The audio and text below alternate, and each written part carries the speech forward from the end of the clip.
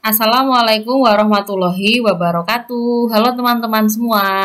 Di video kali ini saya akan mencoba memaparkan terkait pengembangan silabus ya. Sesuai dengan FR pedagogik yang sudah beredar bahwa dalam pengembangan silabus itu banyak poin-poin yang keluar. Nah, di video ini kita akan mencoba membahas tentang apa itu pengertian silabus, kemudian yang kedua prinsip pengembangan silabus, kemudian unit waktu, kemudian pengembang silabus itu siapa, kemudian komponen silabus apa saja, mekanisme pengembangan silabus, kemudian langkah-langkah pengembangan silabus, dan contoh model dari silabus. Baik ya, kita mulai.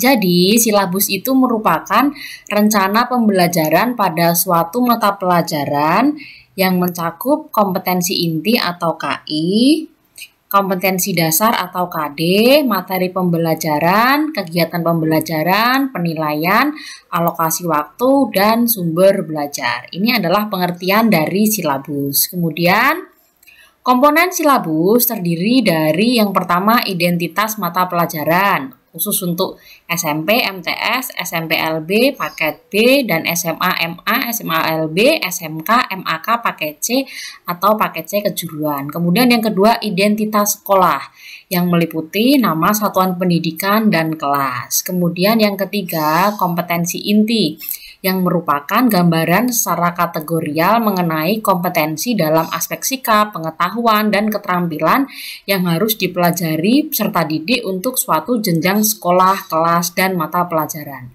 Yang keempat adalah kompetensi dasar atau KD, yang merupakan kemampuan spesifik yang mencakup sikap, pengetahuan, dan keterampilan yang terkait muatan atau mata pelajaran.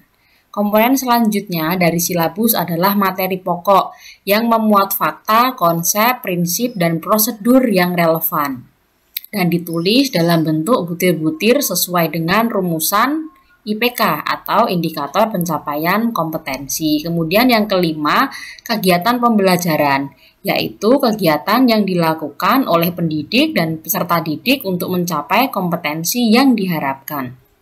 Kemudian yang keenam adalah penilaian, merupakan proses pengumpulan dan pengolahan informasi untuk menentukan pencapaian hasil belajar peserta didik.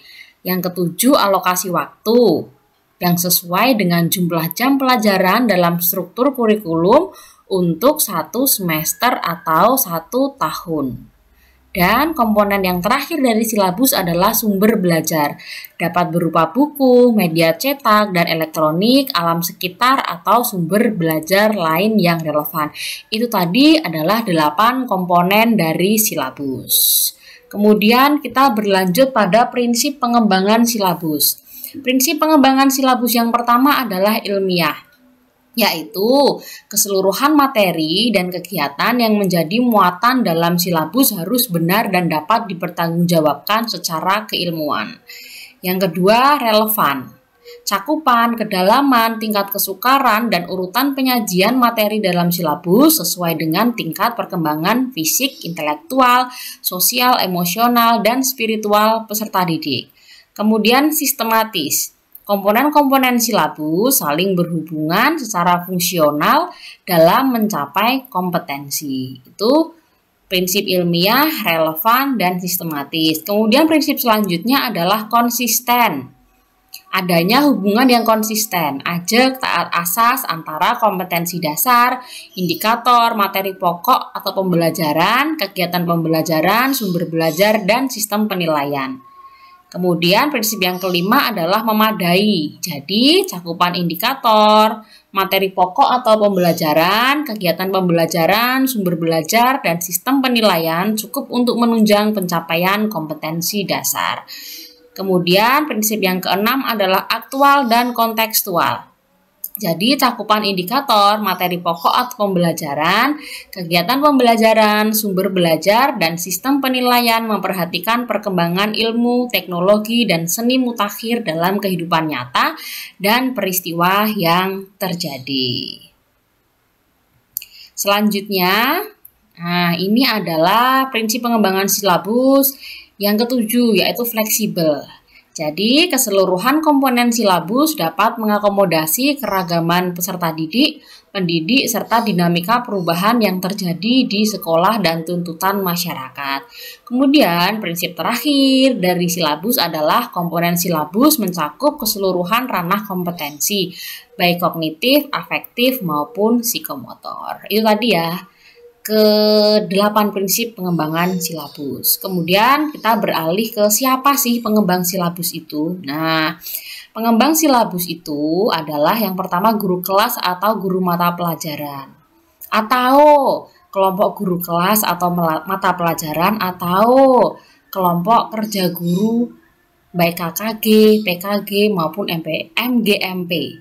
Tentunya pengembang silabus ini di bawah koordinasi dan supervisi Dinas Pendidikan Kabupaten, Kota, atau Provinsi. Nah, jadi ini adalah pengembang silabus. Siapa sih yang mengembangkan silabus? Ya, guru kelas atau mata pelajaran, kelompok guru kelas atau mata pelajaran, dan yang ketiga kelompok kerja guru. Kemudian kita berlanjut pada langkah-langkah pengembangan silabus. Yang pertama adalah mengkaji dan menentukan KI. Yang kedua, mengkaji dan menentukan KD. 3. Mengidentifikasi materi pokok atau pembelajaran. Yang keempat, mengembangkan kegiatan pembelajaran. Kelima, merumuskan IPK atau indikator pencapaian kompetensi. Yang keenam, menentukan jenis penilaian. Yang ketujuh, menentukan alokasi waktu. Dan kedelapan, menentukan sumber belajar. Ini adalah 8 langkah pengembangan silabus. Komponen silabus yang dapat dikembangkan, yang pertama, komponen yang berkaitan dengan pencapaian kompetensi. Kemudian, komponen yang berkaitan dengan cara menguasai kompetensi. Yang ketiga, komponen yang berkaitan dengan cara mengetahui pencapaian kompetensi. Yang keempat, komponen pendukung seperti analisis alokasi waktu dan pengembangan sumber belajar. Selanjutnya, ini adalah mekanisme pengembangan silabus. Dimulai dari mengkaji silabus, kemudian menganalisis kompetensi, dan mengembangkan silabus.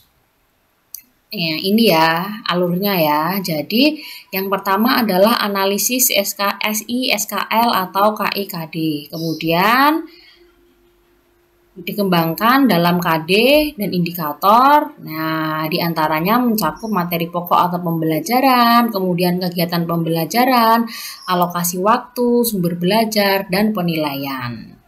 Ini ya, alur mengkaji silabus dari pemerintah. Kemudian, ini tahapannya ya. Yang pertama adalah mengkaji kompetensi inti. Jadi, mengkaji KI mata pelajaran dalam silabus itu harus memperhatikan hal-hal berikut. Yang pertama adalah urutan berdasarkan hierarki konsep disiplin ilmu dan atau tingkat kesulitan materi.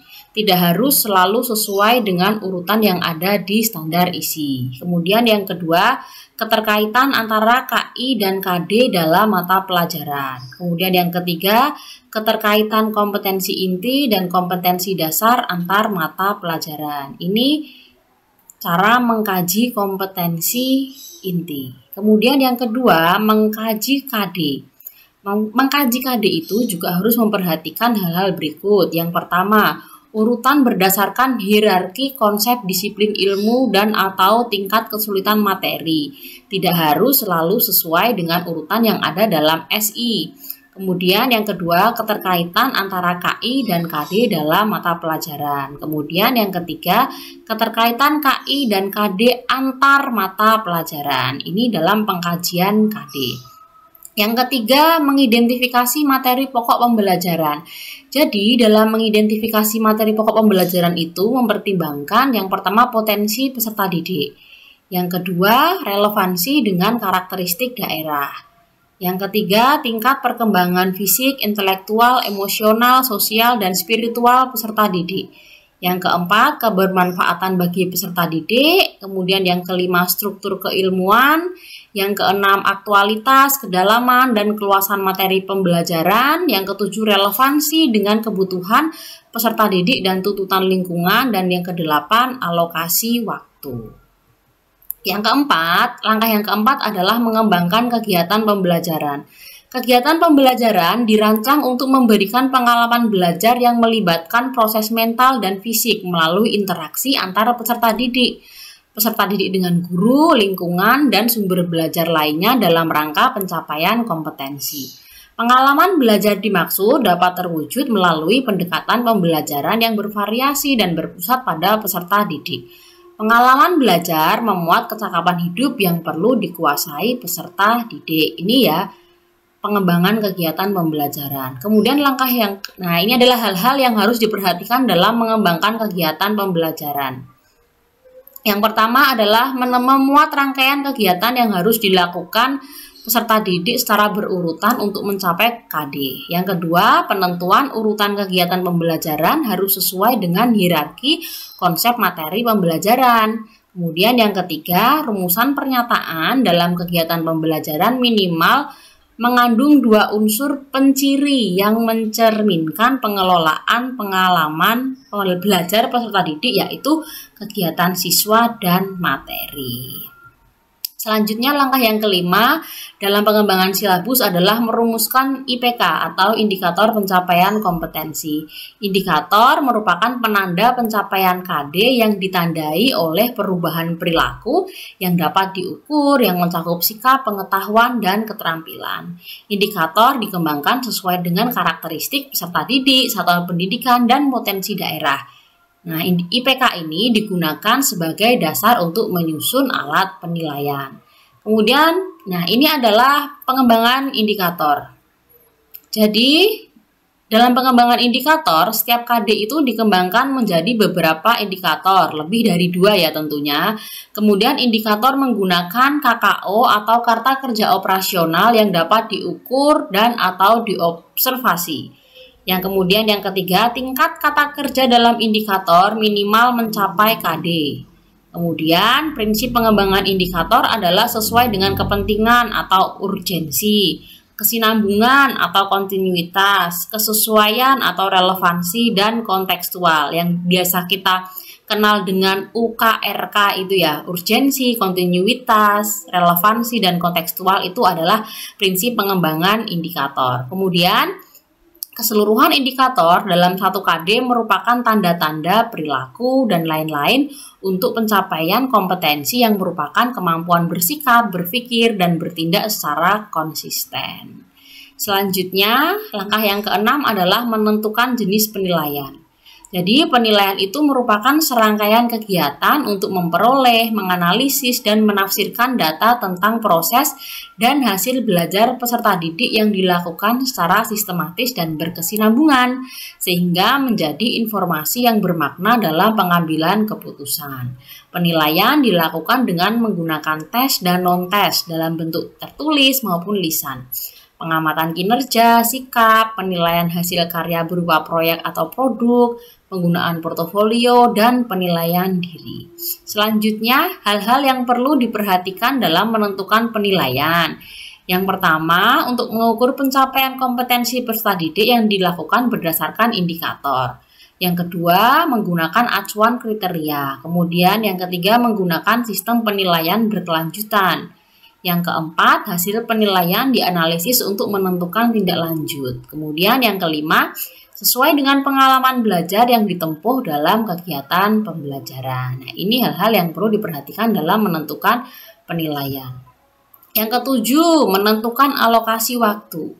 Penentuan alokasi waktu pada setiap KD didasarkan pada jumlah minggu efektif dan alokasi waktu mata pelajaran per minggu, dengan mempertimbangkan jumlah KD, keluasan, kedalaman, tingkat kesulitan, dan tingkat kepentingan kompetensi dasar. Nah ini adalah dasar dalam menentukan alokasi waktu, yaitu yang pertama jumlah KD, yang kedua keluasan materi, yang ketiga kedalaman materi, kemudian tingkat kesulitan materi, dan tingkat kepentingan dari KD. Kemudian alokasi waktu yang dicantumkan dalam silabus merupakan perkiraan waktu rata untuk menguasai KD yang dibutuhkan oleh peserta didik yang beragam. Kemudian yang kedelapan, langkah terakhir ya, menentukan sumber belajar.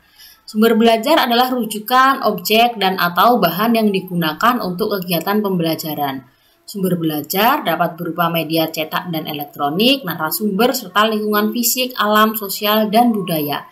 Penentuan sumber belajar didasarkan pada standar kompetensi dan KD, kalau ini KI ya, dan KD, serta materi pokok atau pembelajaran, kegiatan pembelajaran, dan indikator pencapaian kompetensi. Itu tadi ya, 8 langkah pengembangan silabus. Kemudian ini adalah contoh format silabus. Nama sekolah, kemudian mata pelajarannya apa, kelas atau semester, alokasi waktu, kompetensi inti, kemudian dalam kolom-kolom itu ada nomor, kemudian KD, materi pokok atau pembelajaran, kegiatan pembelajaran, indikator, penilaian, alokasi waktu, dan sumber belajar. Ini adalah contoh format dari silabus ya, jangan sampai terlewat ya dari format ini. Nah, ini adalah pengembangan silabus berkelanjutan. Jadi, silabus dijabarkan ke dalam RPP, kemudian dilaksanakan, dievaluasi, dan ditindaklanjuti oleh masing-masing guru.